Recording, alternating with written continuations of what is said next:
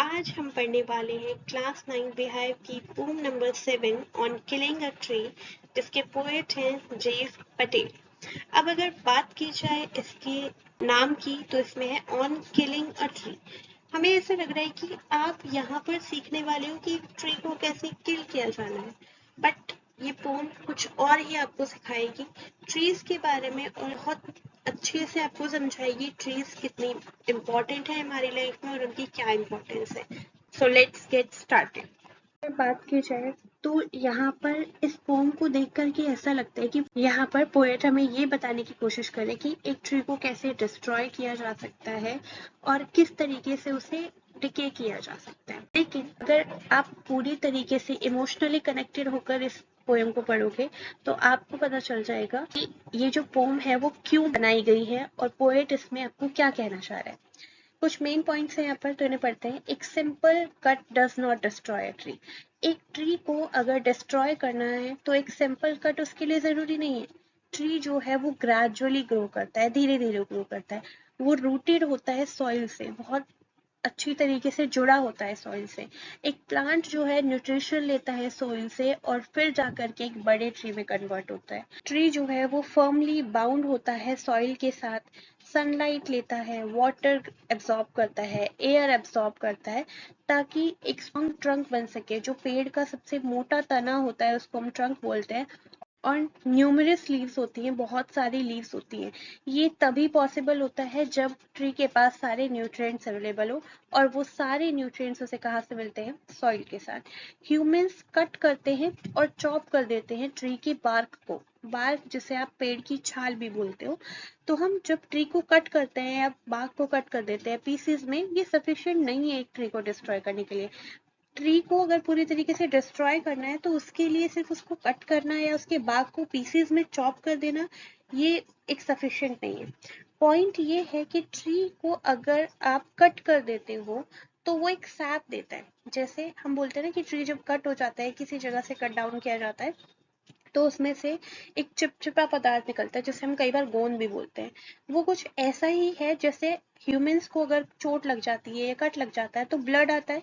Same इसी तरीके से जब एक ट्री को कट किया जाता है उसमें से सैप निकलता है। और ग्रेजुअली अगर देखा जाए, जैसे ह्यूमंस को चोट लगती है या आपको चोट लगती है तो आपकी बॉडी से ब्लड आता है, कट लग जाता है तो ब्लड आता है। इसी तरीके से अगर एक ट्री को कट किया जाता है तो उसमें से सैप निकलता है।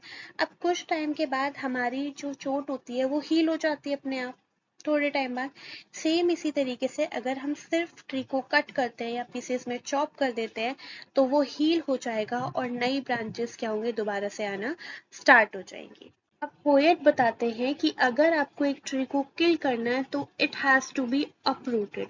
उसे अपरूट करना होगा, यानी कि उसे जड़ से निकालना होगा और उसे सेपरेट करना होगा अर्थ से जो उसे सपोर्ट करती है। अर्थ जो है वो ट्री की सबसे बड़ी सपोर्टर है, क्योंकि जब आप एक ट्री को, एक पौधे को लगाते हो मिट्टी में तो सारे न्यूट्रिएंट्स जो हैं वो सारे अर्थ से उसे मिलते हैं। सॉइल कनेक्टेड होती है अर्थ के अंदर। जो रूट्स हैं वो ट्री का बहुत सेंसिटिव पार्ट है जिसे अर्थ संभाल करके रखती है। इसीलिए अर्थ ट्री की सबसे बड़ी सपोर्टर है, और जब तक आप ट्री को अर्थ से अलग नहीं करोगे तब तक आप उसे डिके नहीं कर सकते, ना ही वो डाई हो सकता है। जो रूट्स होती हैं वो ट्री की बाइंड होती हैं किसके साथ? अर्थ के पिट में, जहाँ पर सॉइल होती है वहां पर ट्री की जो रूट्स होती है वो बाइंड होती हैं। वहां से वही पार्ट जो होता है वो सबसे सेंसिटिव होता है और हिडन पार्ट होता है ट्री का। Roots have to be detached. अगर आपको एक ट्री को किल करना है तो उसे क्या करना पड़ेगा? डिटैच करना पड़ेगा। रूट्स जो होती है वो व्हाइट कलर में होती है और डैम्प होती है। डैम्प यानी कि वेट होती है।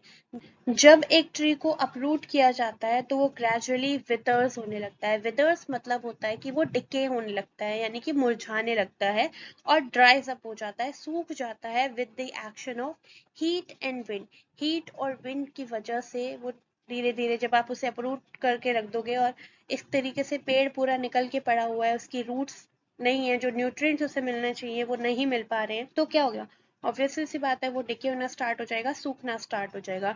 ट्रंक जो है, जो सबसे स्ट्रॉन्गेस्ट पार्ट है, वो क्या हो जाएगा? एकदम ब्राउन हो जाएगा, ट्विस्ट हो जाएगा, मुड़ जाएगा और बहुत ज़्यादा हार्ड हो जाएगा एंड फाइनली अब ट्री जो है इस तरीके से मर जाता है। अब पोम को पढ़ के हमें ऐसा लग रहा है कि पोएट ने यहाँ पर ये बताया कि अगर एक ट्री को कट करना है तो ये नहीं, ये आपको करना चाहिए, लेकिन ऐसा नहीं है। यहाँ पर पोएट आपको कनेक्टेड फील कराना चाहते हैं कि ट्री हमारी लाइफ में कितने ज़्यादा मैटर करते हैं। अभी अगर आप देखो अपने आसपास इतना ज़्यादा पोल्यूशन है, ग्लोबल वार्मिंग है, हीट वेव्स है, ये सब क्यों प्रॉब्लम्स हैं? क्योंकि ट्रीज को हम ह्यूमंस ने अपरूट कर दिया है इतने बुरी तरीके से, उसके सबसे बड़े सपोर्टर जो कि अर्थ है उससे दूर कर दिया है, जो चीज़ बिल्कुल भी सही नहीं है।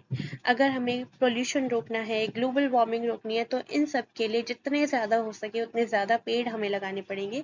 तो यहाँ पर पोएट आपको इमोशनली कनेक्टेड फील कराना चाह रहा है कि ट्री को अगर डिके किया जाता है तो किस तरीके से उसे डिस्ट्रॉय करना है पूरी तरीके से, ताकि आप उसके इमोशंस को फील कर पाओ, क्योंकि ट्रीज भी लिविंग बींग्स हैं। और जिस तरीके से यहाँ पर उन्होंने कंपैरिजन भी किया है कि जैसे हमारे कट लगता है या चोट लगती है तो ब्लड आता है, इसी तरीके से जब ट्री को कट किया जाता है, चॉप किया जाता है, तो सैप आता है। तो यहाँ पर वो कनेक्टेड फील कराने की कोशिश कर रहे हैं और बहुत ज़्यादा इमोशनली हमें ये बताने की कोशिश कर रहे हैं कि ट्रीज हमारी लाइफ में कितने ज़्यादा इम्पोर्टेंट है। आई होप आप सबको ये पोम का मीनिंग बहुत अच्छे से समझ आया होगा। कोई भी क्वेरी हो या इम्पोर्टेंट क्वेश्चंस आपको चाहिए तो प्लीज़ कमेंट ज़रूर करना, चैनल को सब्सक्राइब करना, वीडियो को लाइक करना और अपने फ्रेंड्स के साथ ज़रूर शेयर करना। और all the best for your studies.